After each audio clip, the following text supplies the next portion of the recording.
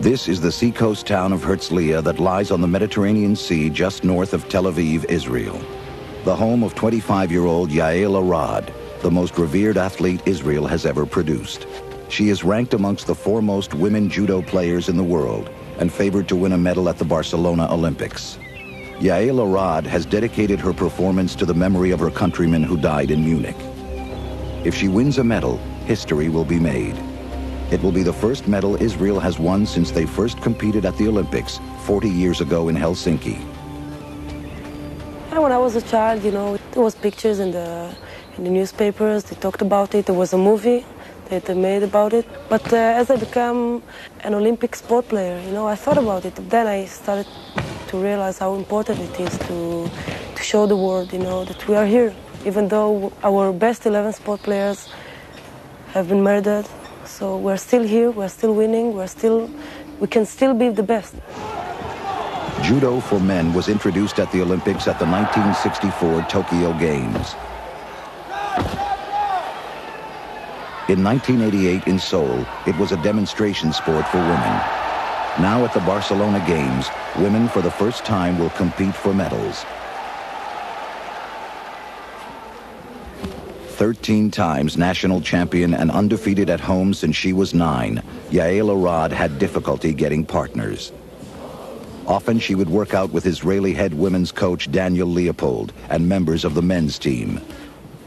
In Israel, we don't have enough judo players in high levels. Since I was a kid, to train with the boys, but I like it. I like to train with boys because with the boys, they are much stronger than me. Physically, you can't help it, even though I'm quite strong. So here, I train with the boys, and there, when I go to Japan or to Europe, I train only with girls. 6 months before the Barcelona Olympics, Yael Arad let it be known that she would be a strong contender for championship honors in the 134.5-pound weight division. In the prestigious Paris Open, she defeated France's world champion Catherine Fleury in the semi-final, a prelude to her winning the overall championship. One of the great moments that I had was to win the Tournoi de Paris, the Paris tournament. I won there, the first place, and in front of 6,000 people. They played my anthem. And I knew I'm the best for that moment. And of course, it was 6 months before the Olympic Games, so it gave me a lot of credit, and it helped me for my spirit, A few months before the Games, she had orthoscopic surgery on her right knee, the result of a training injury.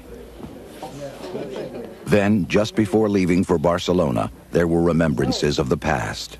She would meet with some of the families of the 11 Israeli Olympians killed by the terrorists 20 years ago.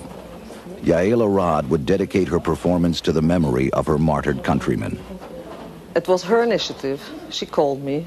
We spent a couple of hours here, and we sent her on the way with our best wishes. And I must admit, also with fear in my heart, because I remembered very well what happened to my husband. I was the same age as she was. He was one of the 11 sportsmen that went to Munich to participate in the Olympic Games in 1972. I'm sure that he and I didn't expect that he would be coming home in a casket. So I think that people should be reminded only for one reason, that this should never happen again. It is Thursday, July 30th. The judo competition is about to get underway. 29 women are entered in the 134.5-pound weight division. In the preliminary rounds, Yael Arad is superb. In her first bout, she defeats Begoña Gomez of Spain.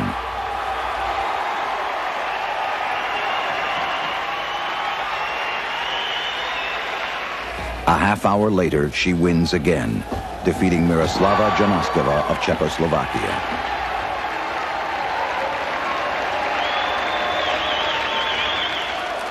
Now in the semi-final, she will meet one of her great rivals for top honors, Frauke Imke Eickhoff of Germany, the reigning world champion. Eickhoff is the favorite of many to win the gold medal. For Yael Arad, the bout has double meaning. If she wins, she will then be a finalist for the gold medal. Equally significant, a victory will assure Israel its first medal since they first entered the Games 40 years ago. I knew it would be the toughest match I will ever have. I got a punch or something in my head because my head was in the mat. And she also hold me, and if you hold for 30 seconds, it's ippon, it's like knockout. Those seconds that she hold me, I couldn't think about anything because my head was really so painful. Rolling over on her stomach, Yael Arad breaks the hold, staving off defeat. The referee calls the Japanese word mate, wait, stop the action, go back to your places and start again. Yael Arad has survived to fight on.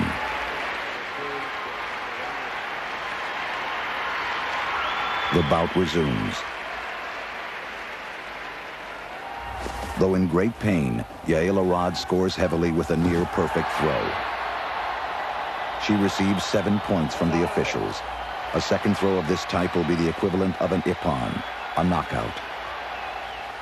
And I knew I have to be prepared because she will go crazy. She knows now I'm going to win. I'm in a better position. I have 7 points, and she knows now she's coming to kill me.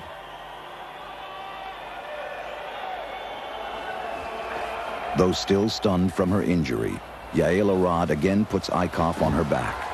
The German champion quickly recovers and turns Arad over, but it is too late. Yael Arad's near-perfect throw has won the match.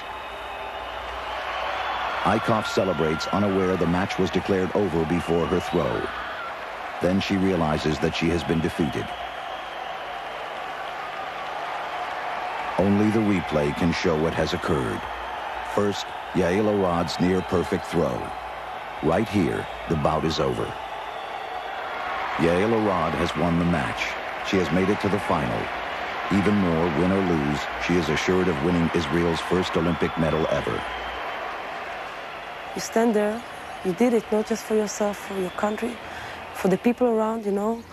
These 250 people that were there with the flags, they were a symbol for me, you know. It was the whole country there for me. And then suddenly I realized, you know, we must stop this celebration. You still have to win the final. 1 hour later, the final, the match for the gold medal. Yael Arad's opponent, Catherine Fleury of France, who she defeated in the semi-finals 6 months earlier at the Paris Open. I know Fleury for many years. She was a world champion, a European champion, but I knew I'm better. I can win this fight.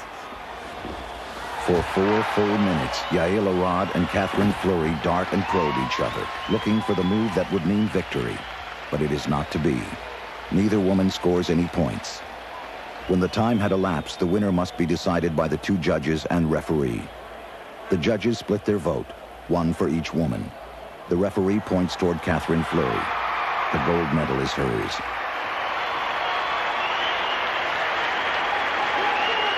Yael Arad is the winner of the silver medal. But with this historic performance, there was disappointment. She would not hear the Israeli national anthem here in Barcelona.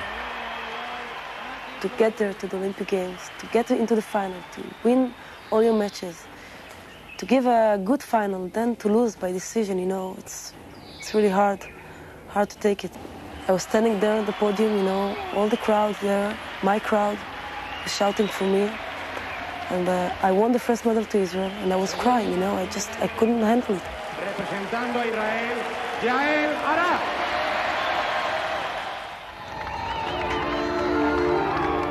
Yael Arad returns to Israel to a hero's welcome. Thousands greeted her at the airport, and days of celebration began.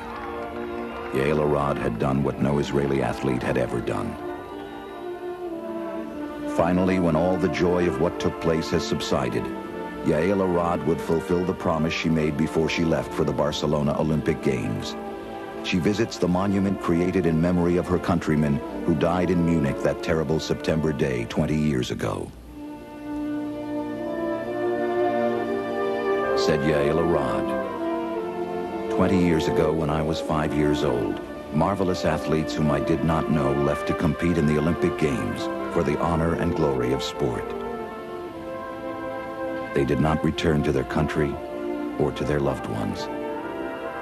I've been given the honor of again letting the world know that they lived, and to let the world know that we are still here, that we will always be here. We have reached one of the highest steps of the victory podium of sport, a symbol to all the world that what happened should never happen again.